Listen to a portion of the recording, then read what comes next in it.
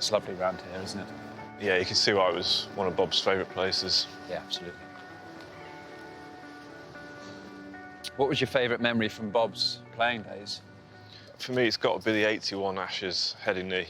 I was born in 82, but my dad had the video of what was called Botham's Ashes, but actually, that spell, Yeah. when he's tearing in down the hill at Headingley, I just thought, you know, it's Looked quick, amazing didn't it? to watch. Yeah, Australia just needed 130 to win. I think they were like 50 for 1. And he comes on and produces this amazing spell. And I think the one wicket that really stands out is the final wicket, middle stump out the ground. Yeah. You know, it's Big double arm jump in the air. double arm jump. And then he bowled a long spell, but the crowd started coming on the pitch, and I just remember him just legging it to the changing room. So he celebrated a little bit, and then straight off the field, I just thought it was a really special moment. Yeah. Do you have a favourite from his playing days? I just think, for me, the rhythm of his run-up, you know, it's quite a unique run-up, wasn't it? Really arced, but you could tell he was a proper athlete. The rhythm of how he ran in, the energetic nature of it. It was almost like his knees were pumping all the time. So I'd love to have watched him bowl live, because he's like that fast bowler like you get with Mark Wood and Jofra Archer, just that you want to see live. And I think just his style helped me on my run-up as well, actually. Did you learn anything from him, that you could adapt to your game? Yeah, I mean, I had a conversation with him, I think I was in my mid-20s, where we were talking about young bowlers. In his day, it wasn't so much gym and lifting weights, and I suppose our culture had got a little bit into that sort of lifting weights, and I sort of asked him what was his style of training, and he said he did a lot of running. Only 5K, 6K and a plod, but his theory in the run-up, well, you are running, you know, you need your bones to be able to take your body weight and be mobile. And I actually did a lot more running from when he said that to me, and it did make a lot of sense. And now I'm finished. I do probably look back at the last 10 years of my career and think the running aided the rhythm of my run-up. It did help me pick my knees up when I needed to, because ultimately, as a fast bowler, most of your job is, whether you run up to 20 metres, you do that 6 times, have a break, do it 6 times, have a break. Did you get anything from him? Probably something that would be useful for both of us going into, or certainly for you going into commentary after playing. I remember the interview we did with him at Durham. It's him and Beefy and me and you, and he said when he moved into commentary after playing, he found it hard because he still knew a few of the players, so he was quite nice. And then he said he realised he probably couldn't make a career doing that. I started commentating, and I was really nice to the guys I'd been in the dressing room with the year before. Oh, he was unlucky there, and that was a great catch that dismissed him. But I thought, well, that's not really going to make me a career in broadcasting that people would remember. So got the old chainsaw out and started sawing them off at the knees. Obviously, you've got to try and find a niche for yourself, and I think that's what I felt I could, whether it's playing or whatever you do after cricket, find a niche for yourself and try and make it work for you. Yeah, when he said that line, it was almost like an act he decided to play, wasn't it? It actually made me listen to him slightly differently, because before I got to know him, or I just listened to the verdict or whatever and think, oh, he's quite brutal, But then when you sit with him and he actually says, oh, it was, he's such a nice, warm, funny guy. He was just doing it as an actor, basically, to play that role as a pundit. And I think that helped me when I got criticised all round, actually, because I then realised, well, actually, it's just a job for the pundits. It's not a personal attack. Yeah. I tried not to listen to it. I tried not to watch too much, but I had a 90-year-old plus granddad who watched everything. And however much I tried to avoid, I'd get a call from good old Ken Broad. Bob Willis is at it again. He's criticised you. So said your action's not strong enough. Oh, cheers, granddad. Yeah, I was trying to avoid that. But yeah, thanks for letting me know. All players know if you've had a bad day, you're going to get criticised. Yeah. Bob had his way of doing it, didn't he? If the weather comes to New Zealand's rescue tomorrow, Charles, there should be 3 sets of stocks in the town square in Leeds, 1 for Andy Flower, 1 for Alistair Cook and 1 for Jonathan Trott, and a great big barrel of rotten tomatoes to hurl at them. Well, he isn't an international wicket-keeper, is he? Let's be honest about it. You know, I called him a stopper standing back. I mean, standing up, he looks like a performing seal at feeding time. Guilty, guilty, guilty! Take him down!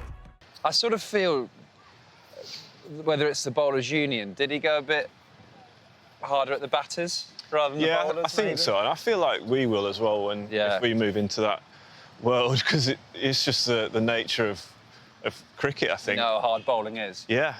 You know, batters get all the glory because they get, you know, the nice shots and the runs, raise the bat for 100, and bowlers do the hard slog. And it's like Botham's Ashes. Beefy obviously got wickets in that series, but the 8 for Bob got in that second innings maybe doesn't get the credit it deserves. Mm-hmm.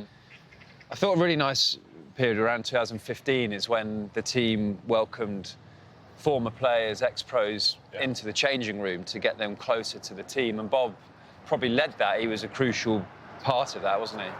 Yeah, they definitely felt like there was a divide. You know, players that had played for England going into the media, and it was sort of us and them. And I think it makes sense to, you know, there's so much knowledge and experience out there to try and get the players, former players and current players, closer together. Yeah. And I remember that dinner we had, you know, it really did show another side to him, how warm he was, you know, chatting about his experiences and what, you know, knowledge he could pass on to us. Yeah. And obviously you had a good game. That was your 8 for 15 test at Trent Bridge, wasn't it? Yeah, it was. I remember him saying something over dinner, actually. He said, particularly at Trent Bridge, and obviously I played for Nottinghamshire, so I bowled a lot there, but he was talking to the whole bowling group. He said, a lot of bowlers talk about the top of off stump, but he thought at Trent Bridge it was the sponsor's logo was the right length. And basically that's his way of saying, get up on the drive, get a bit fuller, allow the ball to move, and you get your wickets at Trent Bridge from people driving and not being quite there. So he definitely passed on that. Don't get drawn into bowling short at Trent Bridge. It is getting up on that knee roll and threatening the drive. And you know, I felt like the changing room's mindset towards him did change during that Trent Bridge Test match, because he naturally was so warm, so funny, welcoming. I mean, he hosted a table of, 7, 8 bowlers and Otis Gibson, the bowling coach, and he was the one just like leading the conversation, drawing people in. He got everyone talking and opening up. And I think the whole changing room, then at training the next day, the batters were like, oh, what was Bob Willis like? And everyone was, oh, he's a legend, you know, he's so good, he's so funny, he's really warm. And then famously, Joe Root put it wasn't a Bob Willis mask on, it was just an old man's mask, wasn't it? But put it on and did an impression of Bob, which when we'd won the Ashes at Trent Bridge. It was very entertaining, wasn't it? I thought it was a brilliant performance by all the bowlers for a change, and I'm sure the crowd thoroughly enjoyed it. Marks out of 10? 4. Only 4? Well, it wasn't a patch on my game, was it?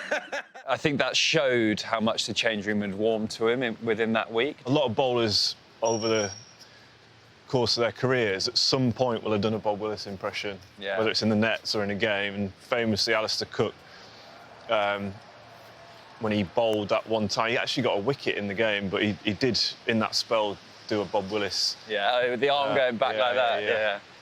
Obviously, such an iconic action as well. Nice that people try and copy that. And ultimately, the biggest sign of respect of him as an England cricketer is we had a picture of him from 2019 up in the changing room, him in his bowling action with that, I remember that big, deep navy background, his test number below it, the England badge, with just a quote from him that just said, never, ever give up. And you know, I think just having ex-players up in the changing room and making it your space, making it the team space is quite important. And, you know, Bob was obviously quite a big role in that as well. Yeah.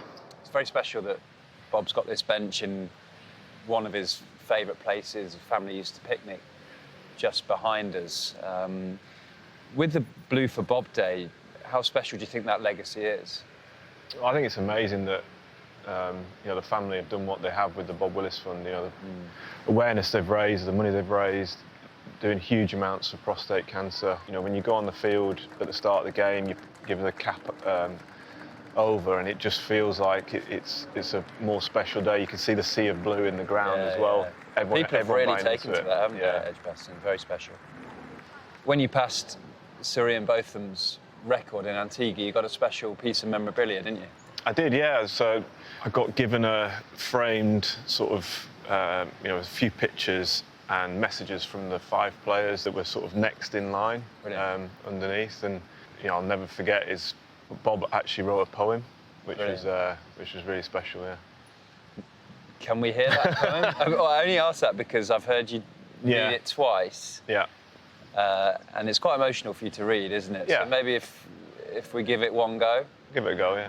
And we'll see how we get on. When you were practicing with Cooley and Saker, did you dream you'd be leading wicket taker? But all that slog in the middle during lunch helped you become the best of the bunch. Beating Beefy's tally is an amazing feat, a record that simply will never be beat. You've seen all the coaches from Fletcher to Moores. Who would have thought that at St Theodore's? Don't forget the batting and watching the night. The Burnley Lara shows plenty of fight. But with the ball you have no peers. The king of swing has been the best for years. So congrats, Jimmy, on one hell of a job. You'll always have great respect from Big Bob. Got through it. Is there? There's only one more thing for us to do, isn't there? And that's raise a glass to Bob, our great friend and English cricket legend. Cheers. Cheers.